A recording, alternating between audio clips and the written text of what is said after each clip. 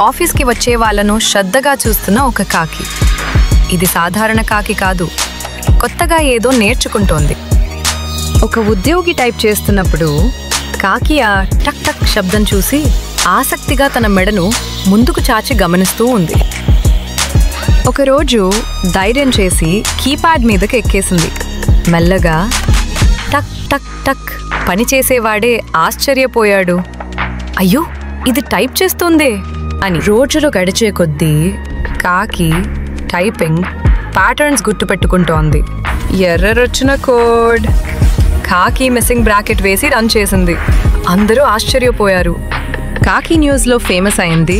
శాస్త్రవేత్తలు, పరిశోధకులు వచ్చారు. పరీక్షలు పెట్టగా కాకి ఏం చేస్తుందో చూసి అవాక్కయ్యారు. ఇది ప్యాటర్న్స్ గుర్తుపెట్టుకుంటోంది, ఫీడ్బ్యాక్కి రియాక్ట్ అవుతోంది. కోడ్ ఎర్రర్ వస్తే అది కూడా గుర్తిస్తోంది. కాకి నిజంగా కోడింగ్ నేర్చుకుందా లేదా కేవలం ప్యాటర్న్స్ గుర్తుపెట్టుకుందా? ఈ కథ లెర్నింగ్ అంటే ఏమిటో మళ్ళీ ఆలోచించమంటుంది. సూర్యాస్తమయం.